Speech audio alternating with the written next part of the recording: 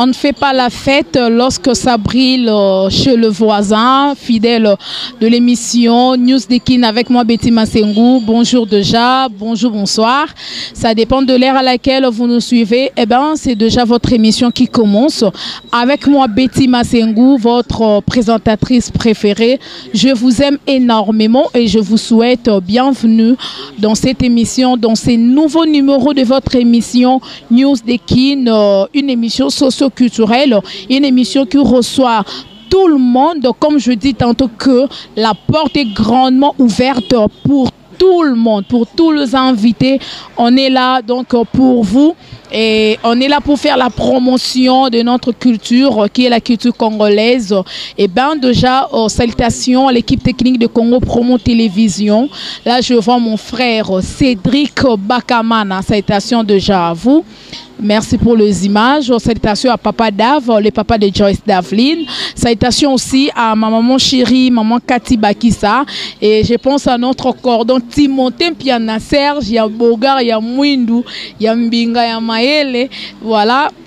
Salutations à notre DT Christian Bouimbouiwetou et big salutations à notre boss, l'ingénieur Rafungindu, notre papa depuis les États-Unis. Salutations aussi à maman Emilie Nzemba. Moi, c'est à papa tous pépélé Ambeto. Merci beaucoup, maman. Salutations à vous. En tout cas, je vous aime. Oumela, Oumela. Mon grand frère chéri, Nokwa Bana, champion Kaembe Nakata Kenya. Wana. Merlin, moi, c'est Kitoro, maman na Serline, toujours depuis Kenya. Et je pense aussi à Blaise Kava, toujours depuis Kenya. En tout cas, salutations à tous mes fans. Partout où vous êtes, en tout cas, je vous aime énormément. Et aujourd'hui, j'ai beaucoup de plaisir et beaucoup de joie de recevoir pour la première fois un artiste musicien bourré des talents. Il s'appelle Jonathan. L'artiste musicien de Fally Ipupa, du Cap La Merveille. Déjà, je lui salue comme ça là où il est. Et je suis déjà avec mon invité Jonathan. Nous allons parler surtout de leur album et en plus de ça, de leur chanson Eloko Oyo. Parce que Elobisi Batu Tronzemwana. Et nous allons parler aussi de sa carrière auprès de Fally Ipupa et pourquoi pas de la musique congolaise en général, son évolution. Et ben déjà, il est là mon invité, Jonathan. Bonjour, bonne santé. Ouais, bonjour, bonjour, Betty Massengou, santé qui toque quoi. De raison mon pépère. Raison mon ara santé qui toque baspé belé belé. Voilà. Bonne santé à Fally Ipupa, santé à Orchestre Mobimba. Ouais, mon boss déjà là où il est, il va trop bien et puis l'orchestre ça peut marcher trop bien quoi. Groupe Mumbabaza bien en tout cas c'est ça. En tout cas merci beaucoup na monde que vous avez aimé ma kasi ba fan ba déclarer na WhatsApp yamela biso Jonathan. Donc vous pouvez imaginer fan penza ko ya obalela Fally pour balela Jonathan fan te so na bi fan na morba fan. Il y a États-Unis, bah numéro Jonathan, Betty Massengou yamba na News de Kin. En tout cas, salutations à vous, bah fan tout a Fally pour les États-Unis, Nasi Ibobo, donc bossé belé binonion so ba bisu et belé de la part de Betty Massengou. Voilà, Jonathan, combien d'années déjà na groupe ya Fally Ipupa? Bon, 7 ans avant pena na bana remercier bato na bien akiyo. Na oyambanga omoni bato lobaka o ba misa Fally ba ebanité ba misa Fally ba chaba nkate donc émission au dossier les ali demande ya ba fanatique ezate ke yo muto lukinga tonga lukina ba fanatique ba lukinga ba luki yo depuis États-Unis yamba Jonathan j'espère que tinenga numéro na yo ba bi katolinga ke mingi natolinga ke mingi en tout cas na pesi nombre de seka bosa ko États-Unis en tout cas Jonathan Wendy général Mac Raven le pena na tenir quoi ya ba généraux c'est ça ouais. En tout cas, merci beaucoup. Combien d'années Nakata groupe et pas Fally Ipupa? 7 ans déjà. 7 ans. Jour pour jour. Quoi. Depuis 2010, il est 7 ans déjà. 7 ans, c'est pas une messe à faire. Hein. 7 ans, et ça déjà est belé. Nakata 7 ans.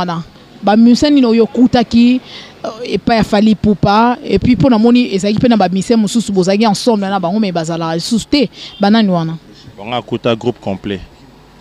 Un groupe complet, 6 à mon époque, à départ, et cause à bassiste et drummer. Mais tout le monde a ça là. Donc tout le monde complet. Oh, tout le monde a ça là, combat. bakenda pe bakenda biso tika na biso quoi to évoluer quoi. Ouais.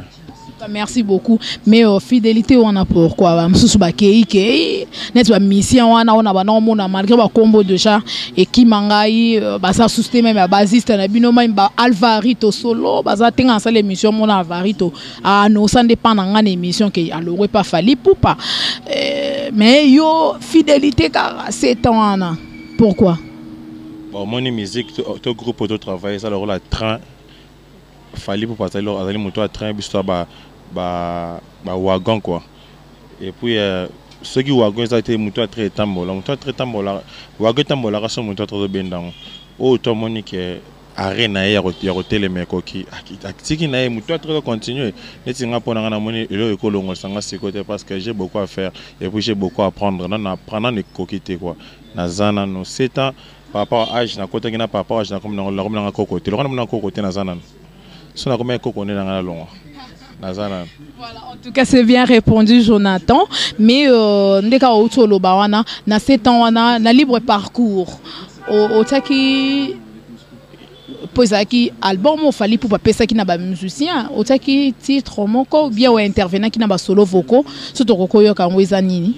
Bon, on a chaque titre parce que les anciens anciens obnos boyebi bon on a déjà qui trop visible par rapport à biso Jonathan Wenzi mais on a intervenant qui n'a banzem bonde solo vocaux quand même na yamba qui pour et dans album na biso au présent des chances n'a participé qui vraiment n'a participé qui massivement na qui va vocaux et puis na intervenant qui n'a pas kier c'est tout. Donc pour nous sepeli ça ba fan et belé bazolanda biso Nancy Ibobo na États-Unis moi si kitoko pour nous sepeli ça maman Emily Nzemba moi si papa tous pepele ya mbeto le maman Ali Kelemba ya munene na Londres wana maman Emily Nzemba en tout cas pour nous sepeli ça champion KMB no kwa bana na Kenya wana zongisa bango susu na ba solo vocaux wana salaki na libre parcours.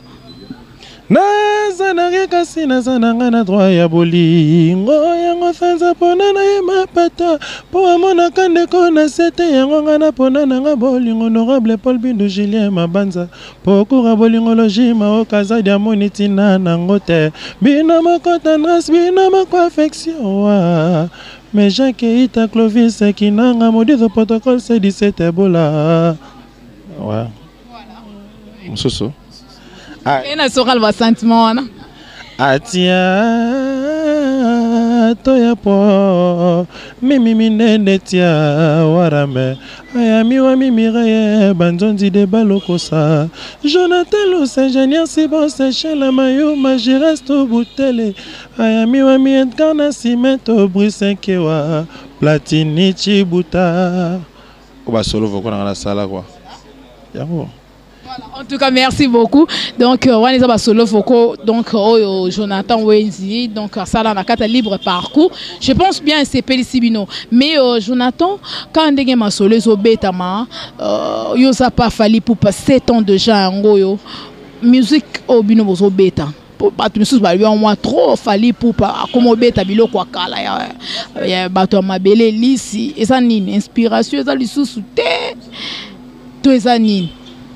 Tamba tu vois kana TV boa sa ba campagne kana disque na biso boyo kana de seku si vie beaucoup normal pour ça vie beaucoup la disque na so boyo kana de seku si PP calé l'effet PP calé normal pas PP calé bon ceux qui ba tu ba seku si mabele elisi adapel l'un des piliers ya musique na biso ni problème ngo wana ndela sika inspiration c'est est-ce que ça na kat album na biso. Et là, single, et moto immortalisé. Puis tu immortalisango, tu zunzembo, tu falinizango. Tu zunzembo, il y a grand pote ma belle, c'est peu à son nom, mais c'est Kazali, on lui monnaie peu mon akimia. Mais tu faliniser ango, c'est ça la valeur d'un artiste. Tant l'artiste a doué de talent. Moto mso ko danze mona oye manka ndenge mamaki et puis musique ande beta maki. Mais biso zun maloba wana, tu faliniser dans une musique tu falinizango. Et comme le roi world music. L'intelligence mais mutu musoko ya interpréter non nzembo ya moto lokola amati bokanti a grand to lokola kiti bokanti a grand mais mutu a pesi valeur na eloko mo a grand te tu as bobi que inspirateur c'est le non Fally pour par exemple no fresh so na bina ndenge ya musique na ndenge bona ba qualité za na ana na première na six ko personne ba leçon te donc na comme na secondaire te pour ba laisser bien na nzoto ce veut c'est comme si ça licence ou comme na niveau sa master na non azana non elenge na musique donc ala doué de talent ba capacité ba potentialité zanan boza décider surtout na disque auto ça là en tout cas vous comprenez qu'il n'a rien à voir dans mon bobeta le solo rien à voir on a d'artiste elle a vraiment artiste bolonga no ba sentiment na inspiration sili non biso beti ma belle lisis ne ba to ba lo ba oui tango epesa na muso single d'or mususu au comprendre que non ba chante ki ngande mebele chante ngele ka chante abeti masikini chante nini yo robima biso beta yinta simi bato comme banumata abeti na mai pa ndimo bien financement belle sa zongi na temps moi biso nga kena pa ya kenene mama kine sokoro mama baki ba seki set bien so sokoro ko so ba Congo kasi nga na mu Congo vina so présent fali pour pa ya akeko ta ekaso kota mboka na bango kwa ya mto ya ze konda da ekaso kwa ya seki si kote na bango tanga lokolela le ilogo lokolela bonzale o ebezango ilogo fali yozana nganga otonda ne ilogo ya lopusa bonyoma ebezango ilogo bangot kasi en tout cas présent nga est-ce que malobo pe nanze mo ezalaka te ta la valeur est-ce que lego ezalaka te te bisoka le DJE biso tembe na foi le DJE biso tembe na foi le DJE biso tembe na foi bokomisongo date mo événement alors que to yembi kaka eloko ba nzembo c'est biso to tanga kala sera ba to futa franc belge ils ont comme les DJE ba parents ba qui sont fiki to ni ba les DJE biso tembe na foi fiki eso to six classe pour le rôle est pas sakana na ba fiki wana a sécurité kanze moto no tombe banzango kala mais les lobino comme les DG concert ozala DG ozani yango DG comme événement on a misaba les DG on a sonné les DG on a sonné les DG comme le concert les DG na africain to beta pena africain et pour comme ça on peut les DG besoin africain wana bo sengi biso demande wana beaucoup de demande on noté les DG ozani ezaka concert bon to beta na concert kasi et pour clôturer pendant année scolaire quoi bana batangi pendant 9 mois pour clôturer année scolaire na bango en beauté ba ke pe misa ba moral na bango bien ba vacancier na ba vacancière les DG to kuta na bango na fikine. En tout cas c'est bien répondu Jonathan mais quand ndenge ali rango ezokendela ba news eza tellement ebelé le ba émission oyo mais ba disque pe mosusu ebimi déjà mikolo aussi temps déjà oyo kango mikolo disque de bimi faire ego la Jésus des nuances déjà à outer de boire déjà lobby déjà quitté à part hier où est renseigné de la forêt d'ici là car dans le mois de juin 7 jours de la semaine d'ici là n'allez bimi te mais faire ego la de chez bimi aussi temps oyo kango mimi no reloko mimi reloko pour reloko tout les grands reloko nalela biso yo makolo mona biso yo nalela biso yo makolo mona biso bada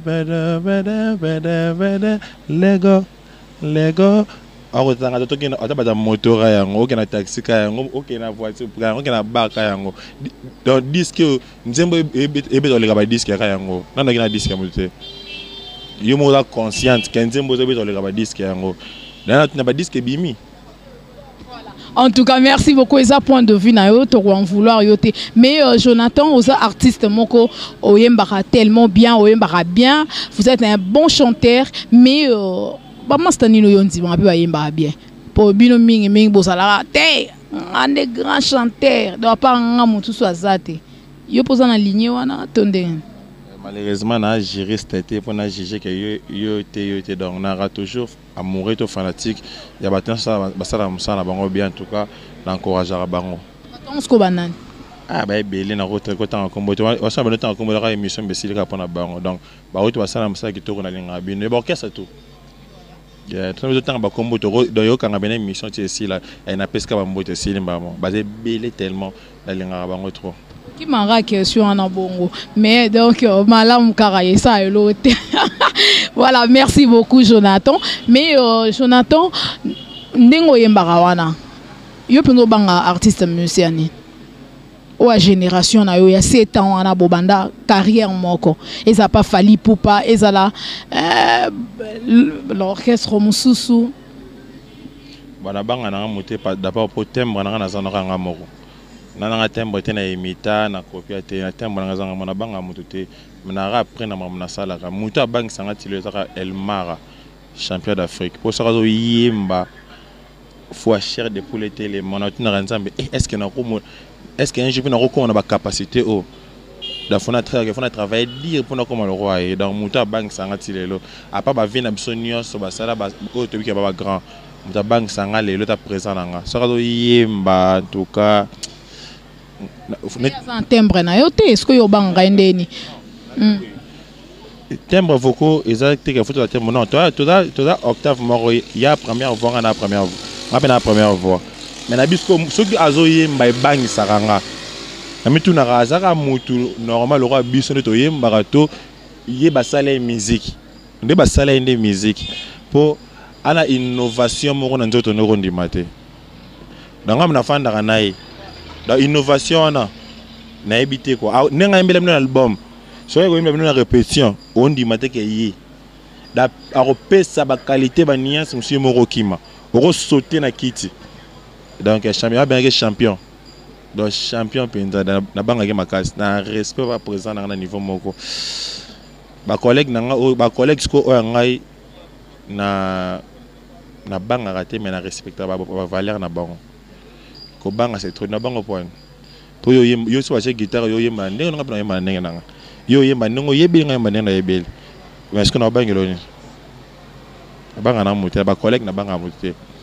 Mais na colonie na banga présent na trop. Merci beaucoup quand de utolo ba que mon sous à cause na voix na yupo na voix na mais ne public et jicharabino te wale ki mu ona oyemba te wale ki ona oyemba. Ça dépend na via public hein. Quand na public muto amataka likolo makasi na grand chanteur. C'est pas ça to muto ça la rabasser makasi na grand chanteur. Non. Que cause la grand ezali cause na connaissance musicale. Ya muto mususu ala bunde bobenga ke grand moyo ka banze mone bo asali plagiat ça veut dire quoi?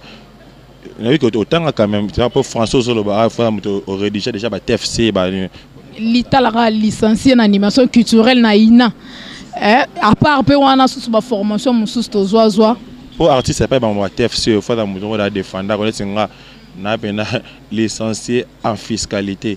Donc, na défendre ba TFC na travail fin de cycle la sala ngoto na bi kenan mu tu ba plagiat tout ça mon ka temps ya rédiger TFCT à que ka TFC mutu moi 2004 azion a recopier on a changer kaka page de garde a che kombo na wa munyoso nga plagiat ba neti banzimbo bino le lomo plagiat ba zo kanzimba vina so bana nzimba bana OK ba longoli ka maloba baba na mélodie ya guitare na nias ba yembelaki so baba ki fifi ba cheka ka beti donc ba sali biso ka bo wande benga wasko lo ka zo mata mingi na nzembo na ayemba ka danger non c'est un artiste limité yana so ka lelo ka so ko kinzembo ya eloko o nde biso betela ngo zinde ma présence ma belisa betango oyo ka maloba yango mais eloko moko te musique moko c'est ça la valeur d'un artiste aujourd'hui babi imiter mais jamais égaler aux yeux mais au égaler ngote au sali collé kawana yana bi présent na ngazali doué de talent pour ça amata rapé akitarape un mapé normal mais ba qualité muso azana nzoto ba te bien na mboko bana ngote wa pena ya pona côté l'été ya pona yo ka musique quoi être grand c'est pas dire qu'il faut matarato kitara non. Il faut avoir la connaissance et puis il faut dans les toys. C'est ça la valeur de l'artiste. En tout cas, merci beaucoup Jonathan. Mais Jonathan, album Nabino d'abord quand pour que tellement eloko et lobby monde entier. Ce que tu vas remonter là eloko sika au fali pour baroya na on a 4 disques on est ani. banzele c'est belé quoi, banzele c'est belé bosepela bino bosepela. Na limite que tout ako satirer mais tout na bino na ba titre et belé pour bokangara cette chanson non. To la bino ba titre amukie et puis bokanga ngo bozamna tant kanga moko puis dans les kama disque au asalengo même pas le roi droit chemin, même pas le roi Arsenal, même pas le roi Power. La salle penda monde à part ba rumba ona boyoka te. Ba mélodie ona boyoka te, ba nzela pe ona boyoka nenga yembela te. D'abord ça satisfait loko ezaka kosaleka. Mais kosaleka ngo telemisi batu na nzela niveau moko. Ongo le gamena be telema. Onga ne ba telema. Onga da telema na wana eloko. La kosaleka mais et qui est déjà presque na ba single d'or. Combo de GP Sami. Non, combo absolument moko c'est moi qui au chiffre 14 mais exactement quoi ça les cahiers moko ebika titre biso yimba album to participer album là son to yoka titre ka ton album na TV et puis date sortie nanga no to vous allez informer qu'à jour le canal TV parce que l'album il y a bisoté via patron il y a ça le 22 si je crois bien le 22 au sortie officielle il y a disque il y en a World le 22 juin au Ekobima. Et puis, dans le groupe, ça des disques mort à la fois, tu saturé disque, tu saturé terrain. Donc, j'espère qu'au fond, on a moins de temps, attends moi 2, 3, 4, 5 mois à ma connaissance. Pour l'instant, on est bien. L'homme sur on a boulé, l'homme sur ça peut avoir un juillet, tout en août, tout en septembre. Moi, comme calcul, c'est l'emploi du temps, c'est l'emploi on a ça la cam ou ça là. Ça va être un j'entends côté ça ça ça parler. C'est ça. En tout cas, merci beaucoup. En tout cas, fan Bozui, vraiment précision par rapport à la date, il y a sortie officielle, il y a album, il y a moko fali pour le cause album na Jonathan le bien très bien, il y a moko journée ne ko bima journée pe combo nango tokoye ba yango voilà. Mais Jonathan au participer na Katsuana na combien de chansons et puis tokoyo ka yango ata mo keka vite fait. Na participer mais tu vois la cuisine interne. Bah dis que na bimite, bah dis que monsieur il m'a les DA, bah les 13 bah les nia. Na robé t'appelle on a bah kemba bah gaison à studio bah bête bah bimite na participer boyo ka Jonathan Wenzi bo CPL en tout cas. Il y a dit qu'il y a patron n'a participé le on a effectif à groupe n'a participé bozala mutema kita bo CPL jour et bima bozala décidé quoi. Bozala décidé parce que boyebi que non. Na connaissance on a ça nango na pesa que l'aura bien. Et na bombe bino secret en tout cas bato ba nga ba na dévoiler ta secret ma banga na bombe quoi et secret boyo jour mara au panza ba champagne ba marula ba jack ma to mela quoi. En tout cas merci beaucoup Jonathan mais concert il y a le 22 et ça confirmé? Si il est confirmé c'est la fête de la musique il a confirmé la fête de la musique va fêter dans le monde entier. Oui, il y a fierté pour les Congolais qui va sélectionner les Nigériens, les Ghanéens, les Ivoiriens, soi-disant, les Américains, les Français, va sélectionner un Congolais. C'est une fierté pour nous. Alors pourquoi pas ça confirmer? Et puis, il y a un concert au présent à dédier à Mboka Congo pour la place où l'Union Suzanne a l'état d'urgence, l'état d'emergence. Concert on a état pour la bango, to pesa bango.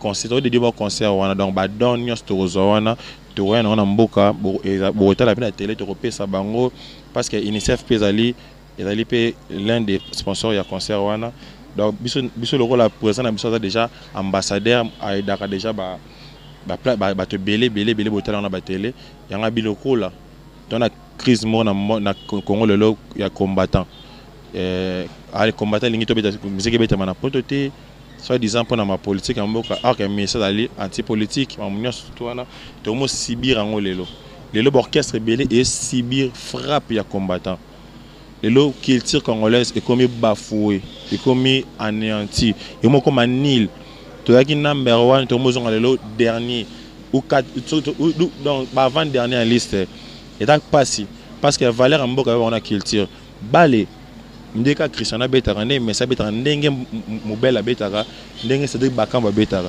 mais culture to la culture mon côté biso tana ba luba tana ba Congo tana ba ngala tana ba Swahili bango bana bita Lyon bita il y a Toulouse mais ba culture na bazara na européen ba ivoirien pour la culture na bango.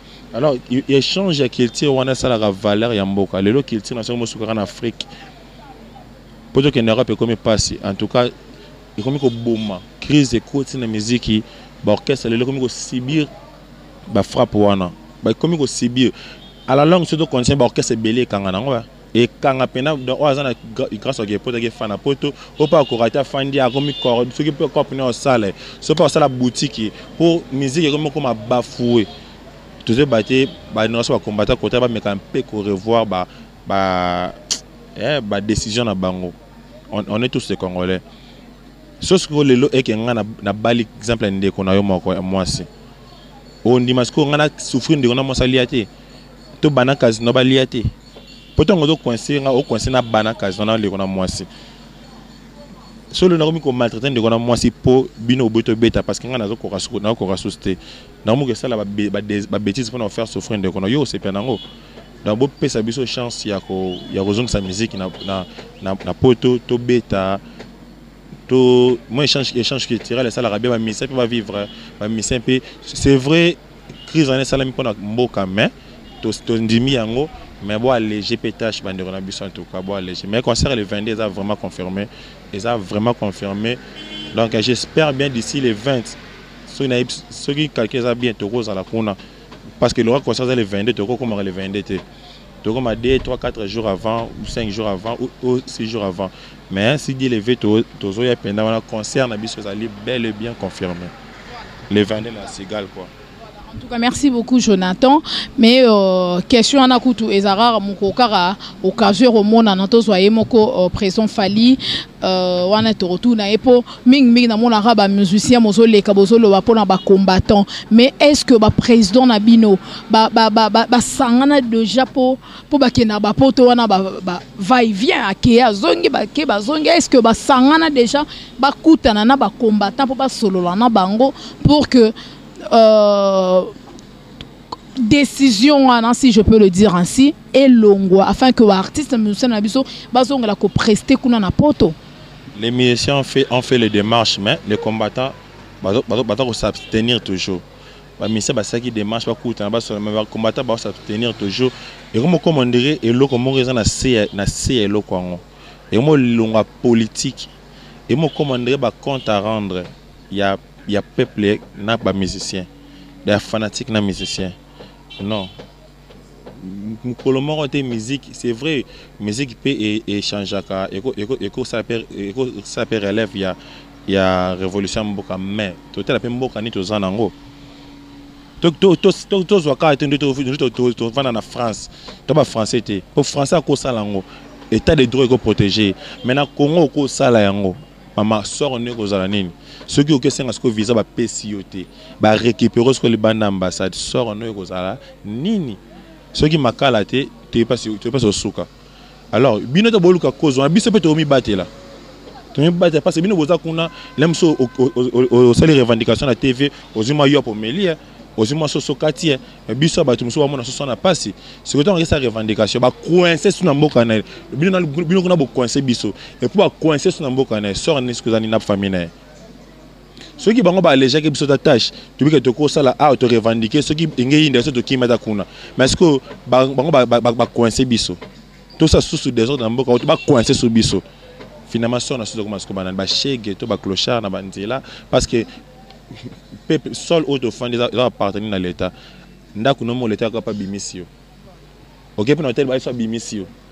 Okomi na nzela siko ba nto comme bongo. Pour yango de la ça changement mboka. Non, changement beaucoup de la mentalité. Il y a une mentalité. Ceux qui mentalité, attends, vous allez combat au 100 ans. Son mentalité congolais bongi te, tu vas toujours boy. Comprendre, tu vas toujours boy. Faut mentir, tu vas nous bon sa mentalité na biso. Comprendre. C'est vrai, revendication. Oh, et ça au moins 5 ou 6 ans, 7 ans comme ça. Et j'ai peine temps, mais bah mais quand un peu quoi alléger biso tâche. Toujours souffrir biso musicien. Toujours kimba. Le bon ministère de la chemise à boy, pantalon boy, ketchup boy, chapeau boy. Tout le monde en Angela. Il me semble que c'est un grand mouvement, mais pour mon écart, on chilling. On a musique et coup. Mais quand il y a un ministère de CPL, nous sommes pas nés. combattant à coincer, à serrer, à serrer, à serrer, à serrer. Même ça une cause vraie et ça n'est pas politique to ba sous coulisses moi ça na sewana. Bang règlement to ba règlement de compte comme na sewana. Pour n'habiter. C'est bien répondu. Ndekato Lobara, ba combattant. Voilà, bo fungula motema, ba artiste na biso bazongi la ko prester na ba poto. Et ça la rappelle bien artiste qui a zongi, au sentir que mon peu bo ça le mission, bo ba champagne, mon peu mission ici be tata carburant. Mon super soit express. Mais micro le vraiment pas si mot. Donc journaliste azo lela, artiste azo lela, caméraman azo lela, en tout cas tu éviter.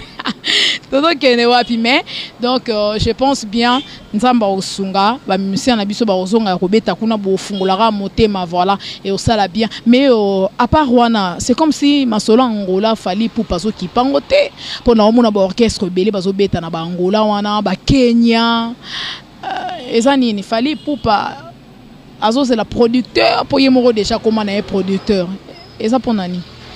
C'est un artiste de talent, c'est un artiste de valeur, c'est un artiste professionnel. Il y a que l'on n'était pas que ça la coproduction en Empire. C'est sur cette coproduction réussie, c'est biso ba o to kenane score foot absolument. Il y a même ba que ba voyage, na retour ba que c'est panzani, na retour ba misa ba revendiquer. Pour nini on dit na OK betara coproduction pour le rater, pour ça programme que non toujours voyager. Non tout le monde en haut, tout le monde na habité tout le monde en haut. Bah aussi voyage ba misa ba on revendiquer ba foot bisoté, ba foot bisoté non. Biso présent biso sera signé contrat le ngoli biso ah ceux qui na producteur ba bebani. Pour producteur à respecter la clause il y a ko foot biso. Pour déplacer qui biso à ko foot biso wana ko to yemoko déjà na ki yemoko déjà sala kango à foot biso. Alors pour ne pas perdre à foot biso ya gagner il y a ça artiste professionnel à longa kambo kana yeka ceux qui ont respecté la clause au PC mbongo na yé il y a caché il y a le groupe naé aye ba beti angolais amboka na sobeta kada kuna mais to ko gebeta on avant ba to ba gebeta te yo se ba to gebeta ni ba news e bimanga ke le roi fallait beba na producteur mon Angola kuna ya ngwana masolo angolais si là pour na fali poupa après ma producteur to beti 3 voyages à Angola après ma producteur beti 3 voyages à Angola 3 voyages to ko tsa ba lukapa ba dundu bani Atlantico ah bon Atlantico on a to bukango déjà été. Dès qu'on Angola, il fallait que Congolais, il y a boss la Congolais, Bangolais, Bangolais, il y a boss en américain. Il y a Congolais. Avec les seuls artistes qu'on a bêté à un milliard de chungo. Les seuls artistes congolais. Où il y a bêté à un milliard de chungo, Bangolais, vrai Angolais. Côté la communauté congolaise, on a bêté à tout, mais tout n'a pas mis ici, on a voyagé à Angola, Angola. Bêté à la communauté congolaise. Côté la chungo, Bangoti. Mais avec les seuls artistes congolais, on soit en Angola, ça a plein quand on a chungo. Attaque congolais était plein parce qu'il est aimé. Kuna bazokilo ne bazora ba yambara ba 50 cents kuna ne ba yambara ba Davido kuna ne ba yambara yi. Atombola bena drapeau Congo musikat. Ngana likolo na sommet, a chambre na sommet. Sikolo tellement que artiste de valeur à cause circuler na mboka moko le roi ali paté. On a valeur à il faut abise qui ira cher. Faut pas que poste ça na yo.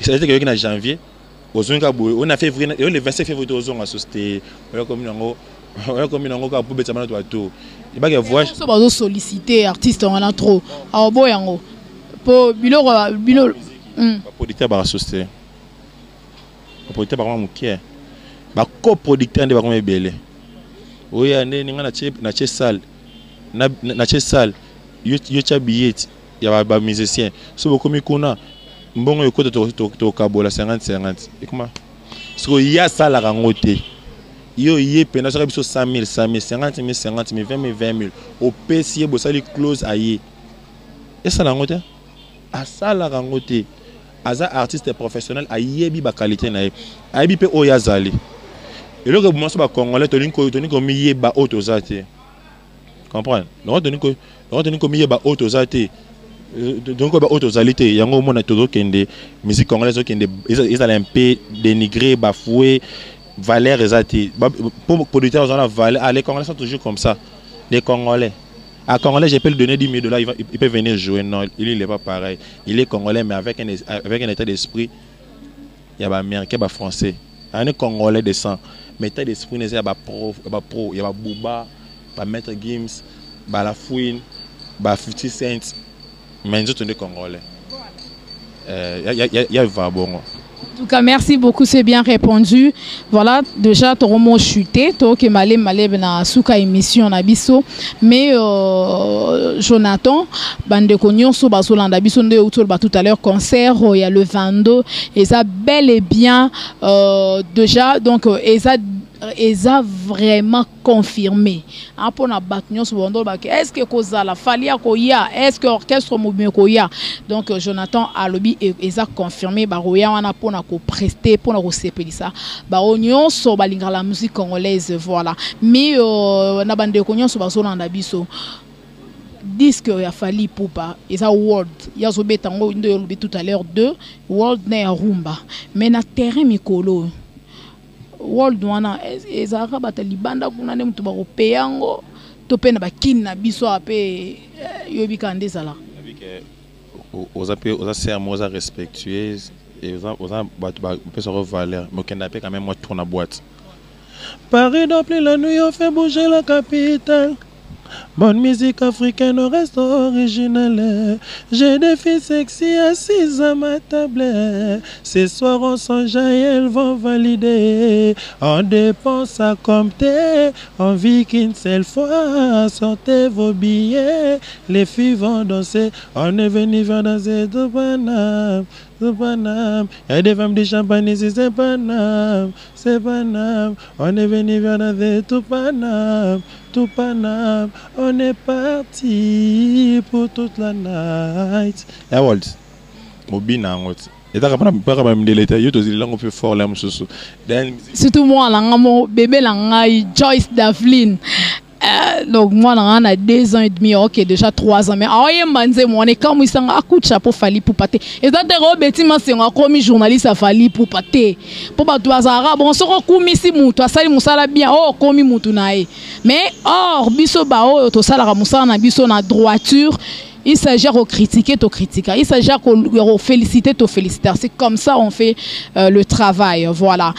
Donc, pour moi, je parle de la chaîne, on a sauté décodeur, le Canal Plus, en tout cas, c'est bien. Mais, yo lobi binga na loba eza te ba catégorie mokane ba yo karango yo ebike ba congolais ba biloko wana ba congolais nze ba wesh mais tobi na ngona ba feta so ba tunyoso feta ba tunyoso ba typique ba nini ba wesh tobi na ngo ça veut dire Fally Ipupa mon boss les artistes sans limite ana rumba au côté ngana to sepelara to simba na tobi na bena boîte adape côté ba ya azali comme artiste standard dans disque à salon de pour la communauté internationale non pour la communauté nyonso même le Congo a une communauté internationale pour monter na poto pour le Congo à pays étranger international international pour que poto non oui na kina bima bona kompena na comme na Dubai na fandi boy chauffeur bina dans un aéroport aketika na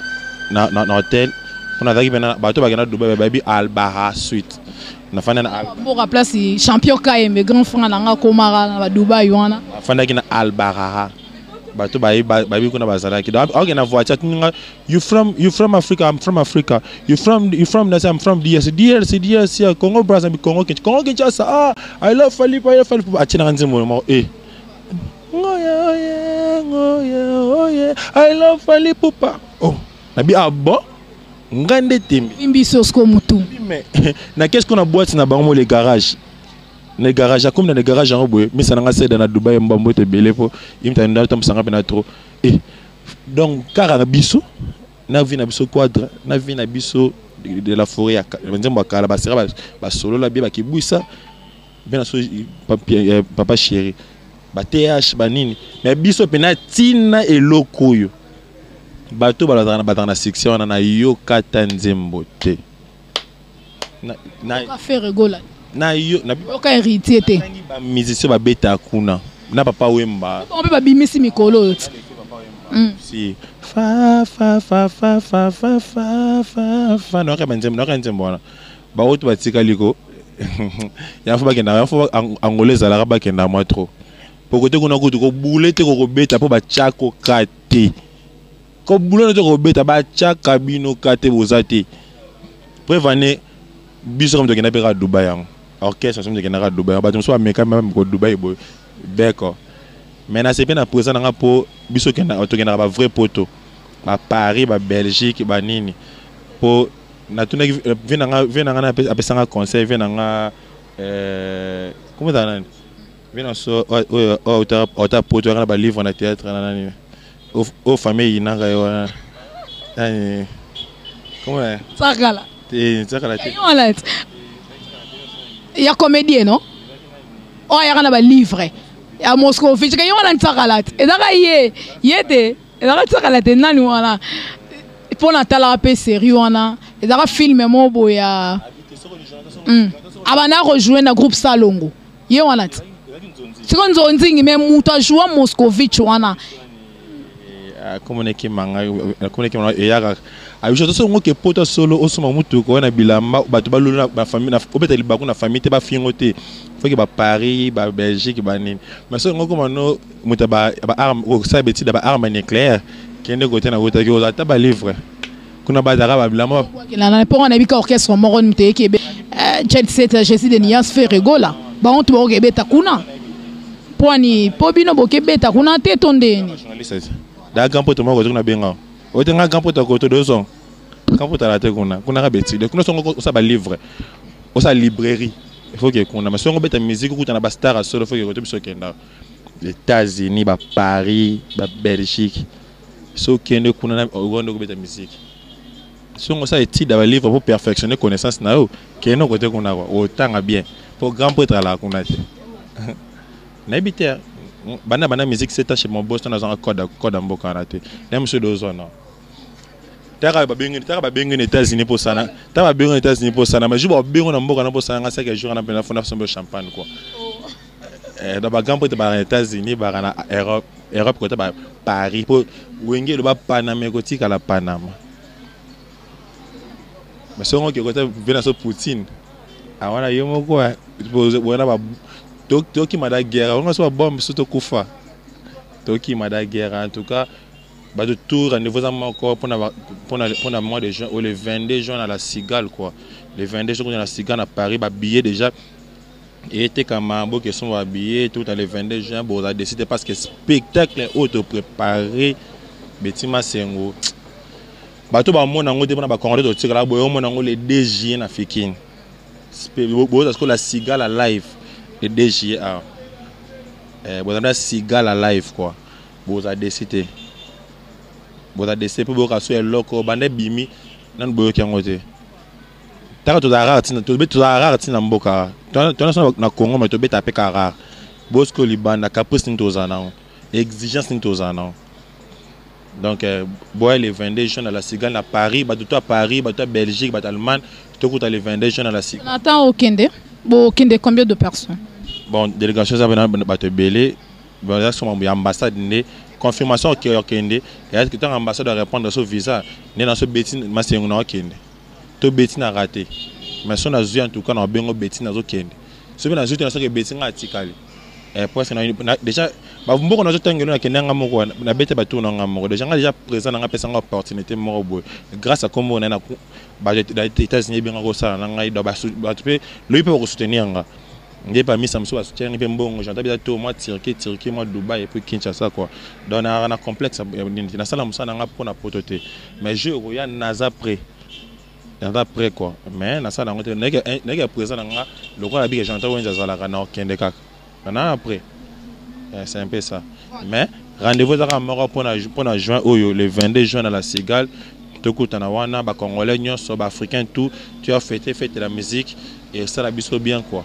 Une fois encore tokutana wana quoi. En tout cas merci beaucoup mais pour na bande konyoso o botolanda kombo wana Cédric asuflinga ngome déjà to comme na suka émission ya théâtre wana Moscovitch mutasala konzara chaka la temezara abano jouer à comédien à jouer na groupe Salongo. Ah voilà mais bande konyoso botolanda biso ça n'est fini déjà avec ces sujets parce que le temps nous fait vraiment de fautes. Le question est à révéler, mais temps de te permettra vraiment te, mais si Dieu nous prête vie, prochaine émission to robeta ma solo mosusu et surtout na ndenge groupe ezo kende déjà le 22 boza kuna na miki le pona robeta concert wana tant ba rozonga na retour to rosalela on sous émission pour ba news ainsi que Rosala. Voilà, Jonathan pour se séparer, ba fan bazo landa biso na ebité ba retenir ni na passage na on émission na biso alelo, numéro à contact et puis quelques salutations. Après on a désannoncer dans un article au micro au salle là-bas on a ba improvisation rara. Le roi au bombi ba ya surprise on a mais au improviser les bango. Mais avant d'abord poto kabwana. Ouais batu balinganga batu balinganga di betima sengo avec numéro na ngate ba pesier ko pesa pena ba ibeli ngo émission moko na sala bazi ba pesier batu balinganga songo ibelinga te bazalaka nango déjà ba fan na yo siko ba tindelinga ngombala moko merci na ba fan nga pena po bazalaka nango pena merci na bino to balinganga ba auto balinganga songo contacter ngai en tout cas numéro on peut comment tout moi ba appel moko ba dérangement qui dobo benga betima sengo soko betima sengo a rejoindre facilement et puis batu balinga biso rendez-vous za le 22 na pesi ba ere anniversaire na famille Bobo et papa Ibobo pour na 60 ans d'âge et puis 30 ans de mariage na maman Adèle Amba et puis ba ere ba fête malamu pour la fête madame pour la collation et pas moro Yolande Bobo la petite famille Bobo Mbambo c'est bazali qu'on a fait malamu et pour le 13 juin au anniversaire à moi on a premier fils Jastoni Wendy fils à papa a une année déjà à Paris bah anniversaire papa déjà souhaité bien avant déjà pour la premier fils quoi héritier du trône on a Paris kuna bah anniversaire na yo et puis à ta grande sœur exaucer le combat moi na bino juin zarabino quoi anniversaire malamu misa nanga Augustoni Litanda misa nanga bato bezali belevé nanga Steve Mayamba Clairbo Kitambala Guy Basket mokonza deux continents parce que moi déjà deux continents quoi Gino Selo Landeno Edgar Nascimento hors du commun Sibo Sadilwa yango wana quoi et puis bato balingara Jonathan Wendy Calva Tungila bato tout ba tante nyonso ba noko nyonso ba papa nyonso ya Jastoni Wendy Jastoni bo souhaitelinga mwana penda era anniversaire et ça langa penda bien quoi tara mwana liboso ciao. En tout cas, merci beaucoup. Ça n'est fini. Et déjà, merci à Jonathan Wendy. Nous avons besoin de contacter Jonathan. Vous avez besoin de le numéro est affiché. Betima Sengu. Il y a un numéro vraiment. Et ça l'aura tout le temps. Voilà. Donc, Bengi, Jonathan. Merci. Salutations à Nancy. Ibobo. Moi, c'est qui est aux États-Unis.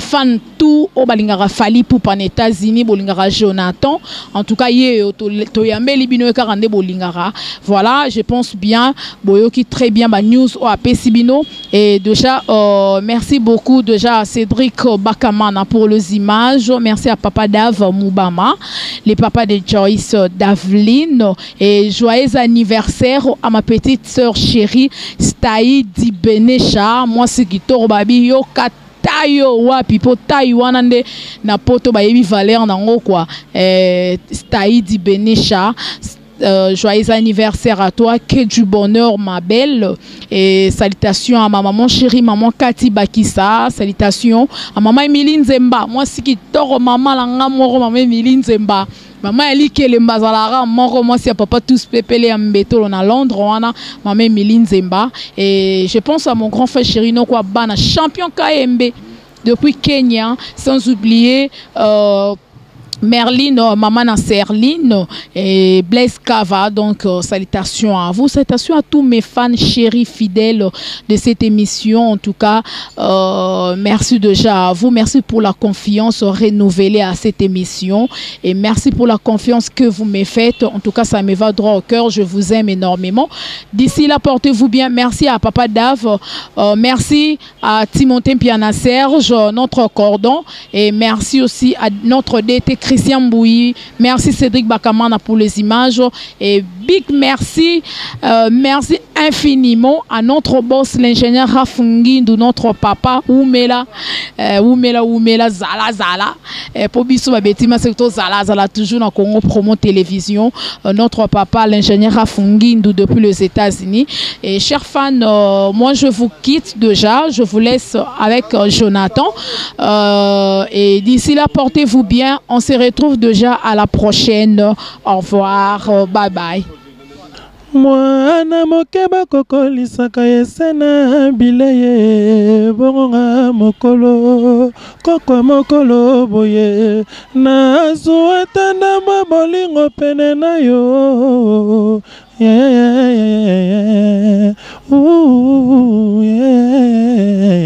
Justoni mon bébé kaselo koma kosena kosenga na yo ko pesanga te bibero utina moto pasiki sanga salanga de ai kasi pesanga bibero na tirelo wana susa bolingo na biso sena tango papa koma ka bebe kasi bebe koma kande mukolo sena tango papa koma ka bebe kasi bebe koma kande mukolo papa lelaka inge papa le papa lela papa lela papa lela manana nako balela inge papa lela ouais ozaka ben au Betima Sengu Jonathan Wenzi quoi mingeze ya kobomba. Voilà, merci beaucoup, au revoir, bye bye, ciao.